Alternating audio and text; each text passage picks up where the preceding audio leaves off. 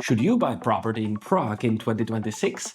Honestly, that's the wrong question. The real question is Czech Republic still the right place for expats to invest long term?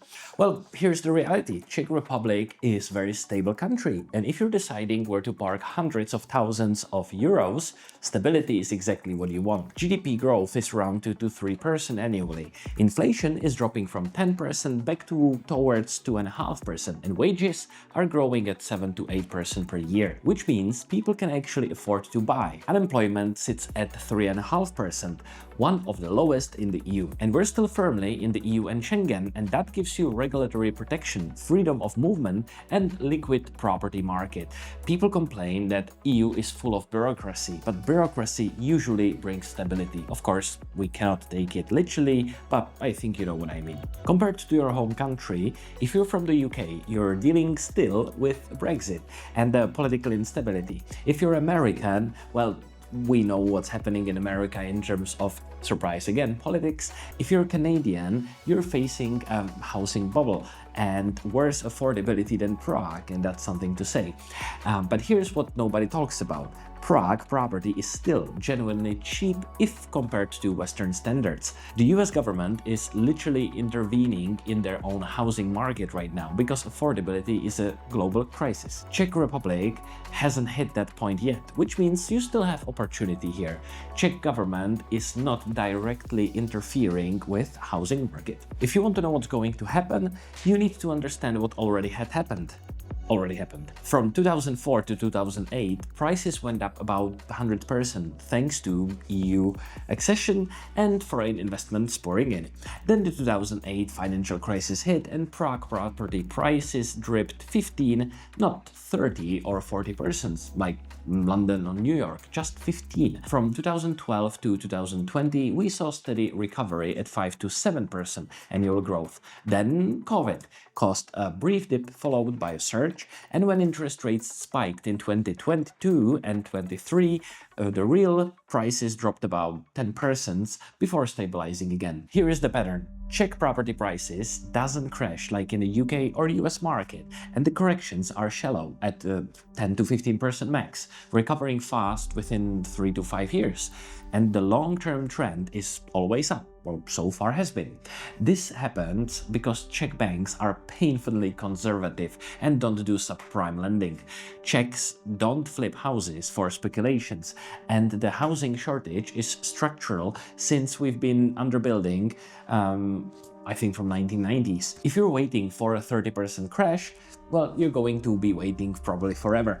But if you can handle 10 to 15% dip, you're fine buying almost any time because the Czech property market doesn't reward perfect timing, it rewards patience. Let's talk about currency risk, the thing which is very specific to expats who are earning in euros or in US dollars or in British pounds, but buying in Czech crowns. You might be wondering that the crown might crash after you buy. Here's what actually happened. Over the last 5 years, the crown strengthened from about 27 to 25 crowns today, and that is since I think 2020. It means it's got 2 crowns stronger, less than 10%. This happens because the Czech economy is solid with low debt and strong central bank, and with EU integrations making the crown stable rather than volatile. But here is the interesting part. As an expat, if you're paid in a foreign currency in euros, you're actually hedged both directions. If the crown strengthens, your property value in euros goes up automatically. If the crown weakens, well, your property value in euro goes down slightly, but your mortgage payments are in Czech crowns and becomes relatively cheaper to your euro or USD income, since you're paying the same number of Czech crowns that now cost you fewer euros to buy. Either way, you're partially protected because you're diversified across 2 currencies without even trying.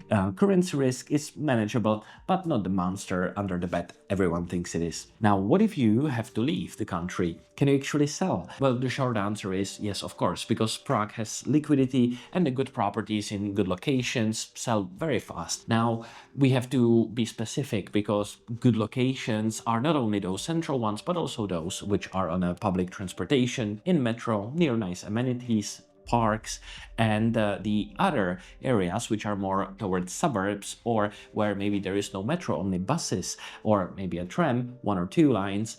This makes it harder to sell.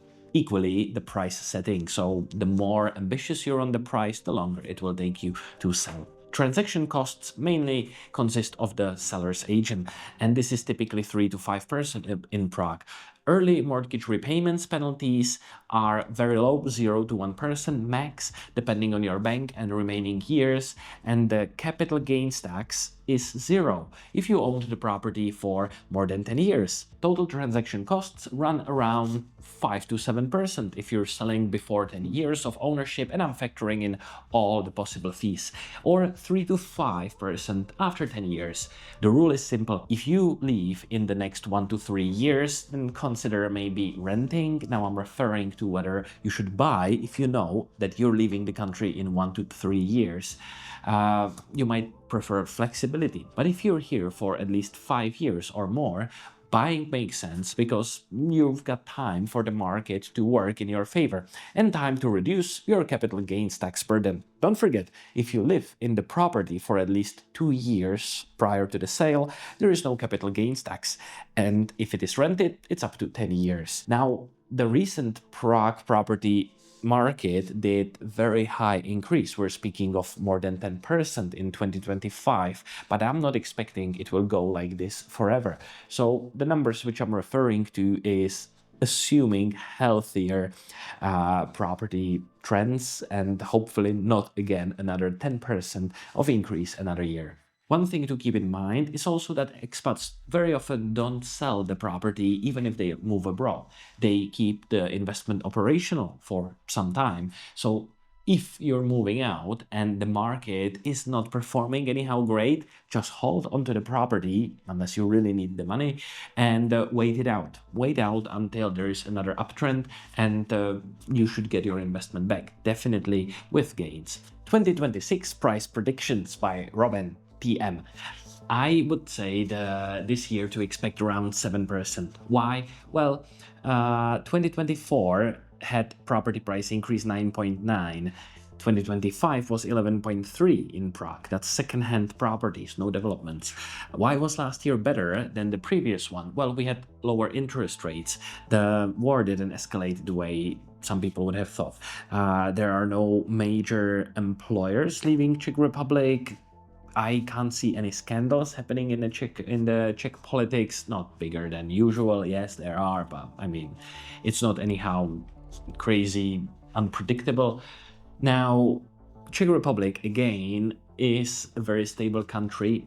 There we are in a very central location. We have our own currency, our own central national bank. There's not much things which would change from within of Czech Republic. So we would be always dependent on in the global market. We're a small economy, very much pegged to Germany. But from my perspective, I can't see again another 10% increase. That would be third year in a row. My bet is 7%. If we deduct the inflation, we would be at a real increase of 5%, 4 to 5.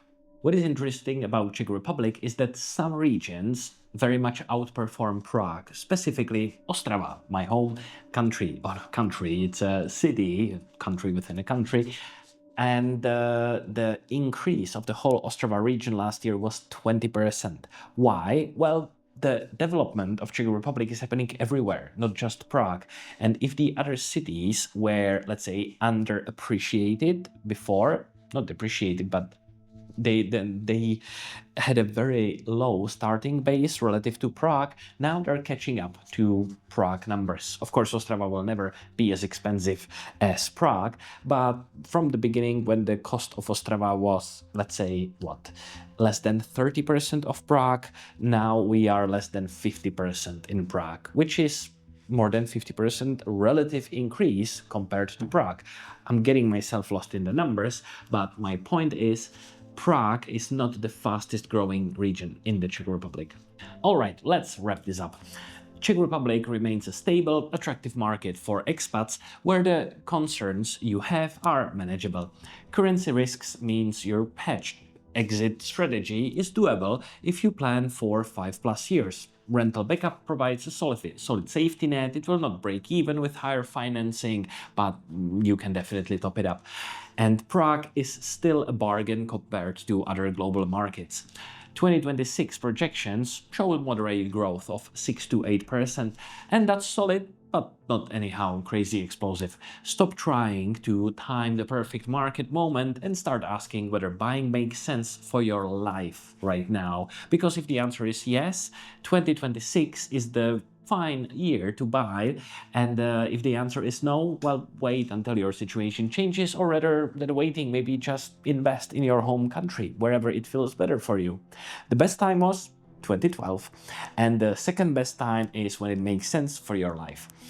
If you're serious about buying a property in the Czech Republic, well, this is what we do. We help expats with property purchases, and over the last 13 years, we've guided more than 400 expats families with exactly this topic. While yes, property prices is a bit speculations, and to be honest, it is not as exact type of work as mortgages, which is what we mainly do.